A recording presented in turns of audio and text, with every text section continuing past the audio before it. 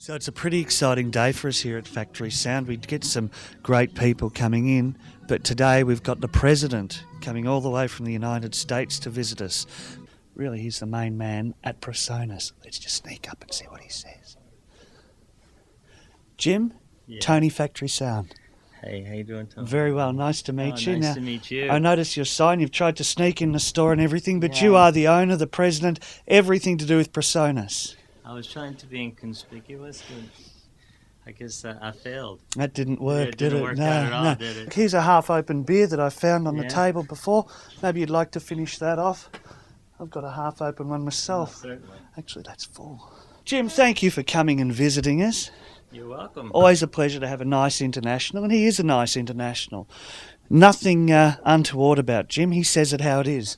So, Jim, would you like to just take us through, or could you please take us through, the start of Presonus?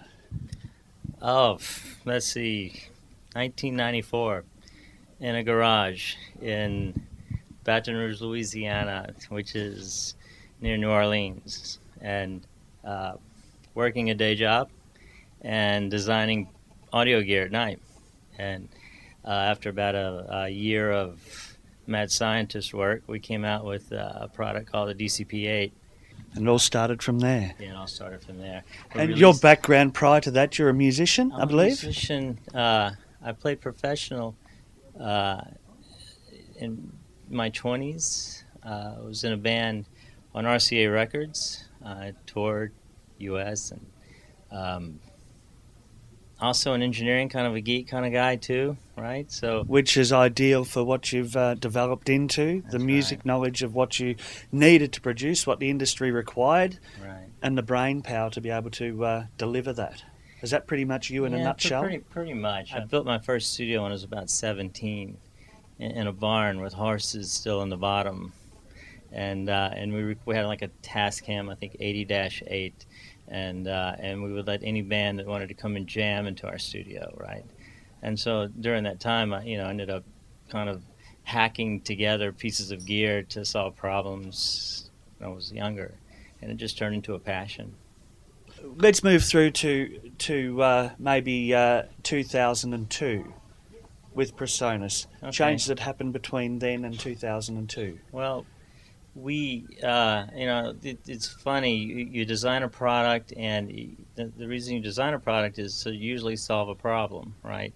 And we were mixing records using, I guess, Mackie consoles, and was not very keen on, some of the EQ and the sounds and so forth. So we created what we called insert products for the Mackie board. So we could insert in automation and hook that up to like early versions of Logic, and our customers said, well, that's cool and everything, but the preamps that we use are kind of crappy. Can you, in the Mackie boards, can you fix those too, right? So, well, sure, why not? So we started designing preamps in the late 90s, and the guys at DigiDesign kind of got wind of what we were doing and said, look, we've got this a new rig coming out. It's called an HD rig, and we really need some preamps with digital outputs, that are really well done. So we did it. We put out a product called the Digimax in 1999, and the Digimax was one of the first, in fact, I think the first 8-channel digital output product. And so we kind of got a name for ourselves doing that,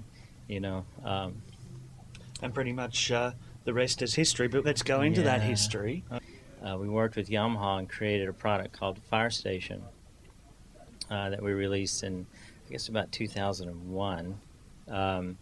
And not quite satisfied with the digital portion that Yamaha was contributing to that product, we decided to design our own FireWire, high-speed streaming stuff. And so that got us into a product called the FirePod, which was released, I think, about 2004, 2005. And at that time, I think it was only us and M Audio that had a FireWire product. And I think Motu had something too. But what we did is our goal was to make a fantastic sounding product that you could make a record with. I came from years of studio work, and so it was real important to us that when you plugged our product in, you can make a professional record, and you didn't have to spend a fortune to get that sound. And from there, we just kept going, kept listening to our customers, kept adding features that they were asking for, kept improving them. And that's a big thing that you've got to say about Presonus, because they are there, and it is almost just one person away from asking a question or getting a result down the track with development that the industry is searching for. Mm-hmm. So it's gone from a company that was there aiding some other big companies mm-hmm. with their knowledge and so forth, mm-hmm. to developing a whole lot of products that stand alone, to mm-hmm. the extent now that I hear that you're not even putting second third party software right. in your hardware anymore. So what's happening there? Because this is just happening right as we speak. Yeah, this is new today, mostly this week, and we want the experience for somebody buying our box, our product. We don't want them to have to go back and to the store and start querying, what should I do?